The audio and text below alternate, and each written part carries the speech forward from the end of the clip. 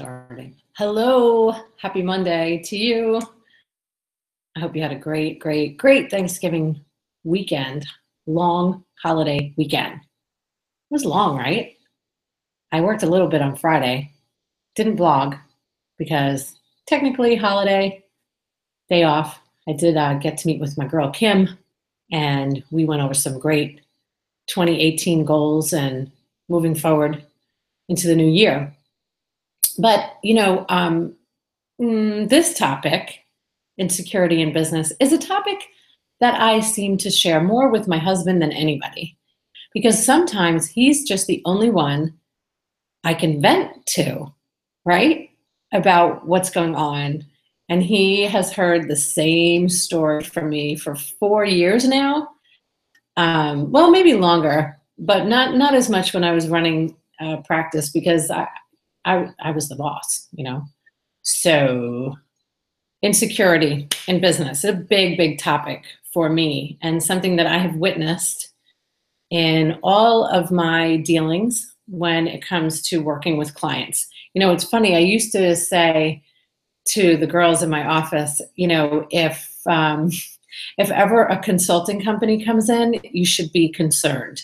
I have said that for so long, because I know that typically if somebody from the outside is coming in, somebody like myself, the doctor whisperer, there's usually internal struggles, or maybe there's not enough growth, or maybe they need an outside opinion about how the business is running, right? So that's my role. That's a big piece of what I do.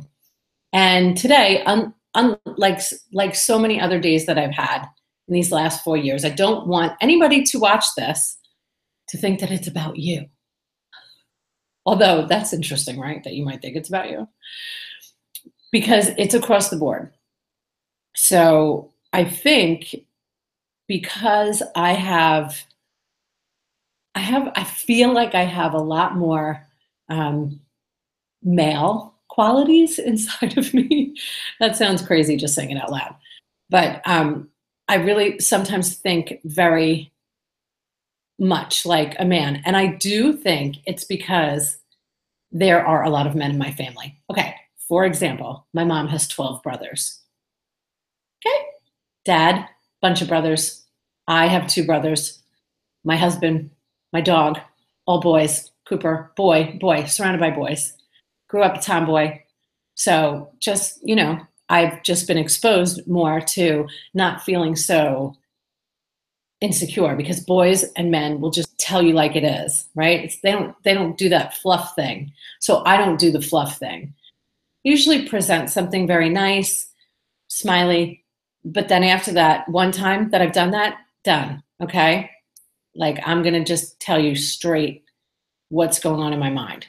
So I bring this up because this happened today with actually a few different clients, where I normally start with the doctor or the CEO, the business owner, and then I will work within the staff. And listen, I'm empathetic, right? It's like, here comes this girl that I don't work for asking me for things. I mean, nobody wants that, right? And I can feel the response of people. I'm very in tune with people's energy and how they treat me, and how sometimes they say hi and good morning, and then when they're upset with me, they don't say hi or good morning, or their emails don't even start with hello. It kind of makes me laugh at this point, because it's so common. It's so consistent too. And I laugh at it. Okay. So if you think it's about you, I'm laughing at you. I'm not upset. I'm just laughing. But it's funny because I'm hired by the owners always. It's always the business owner. It's always the CEO. It's always the doctor. So guess who I answer to? You got it, sister. That's the one, right? And my role is actually to just help. I'm an extension of a business. I'm an extension of a doctor's practice. I am only there to help.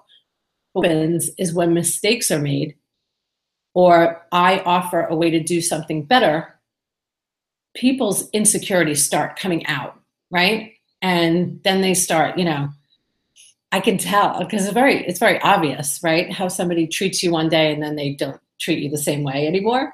And I will maintain this like, hi, how are you? How was your holiday? I hope you had a great weekend. And I get none of that back, right? So it makes me laugh.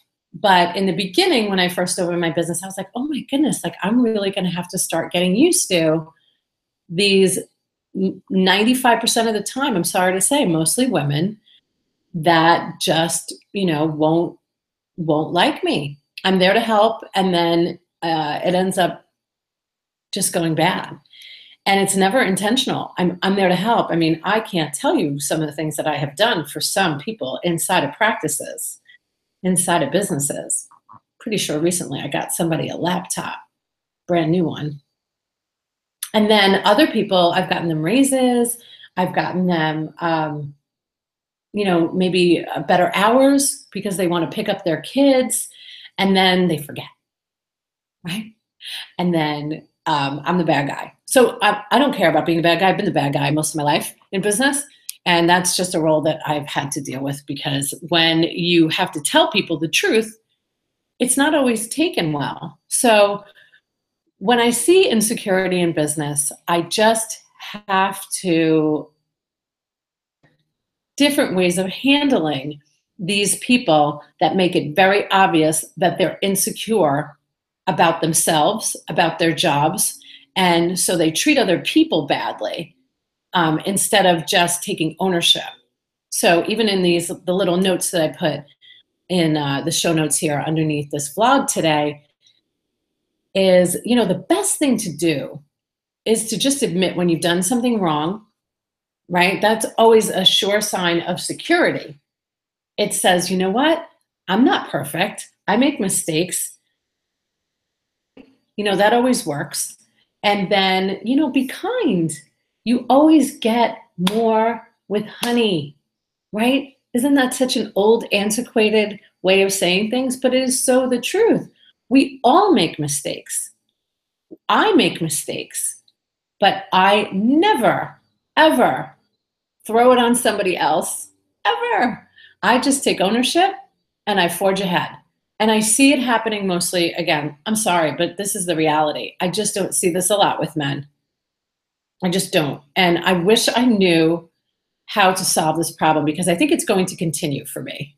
So just at lunch today with my husband, I was saying, I really need to come up with some type of solution. Because in the beginning, when I meet with a client, I tell them, I say, listen, there's going to be people within your company that are not going to like me no matter how nice I am and how excitable I can be, and they're just not going to like positive Patty over here.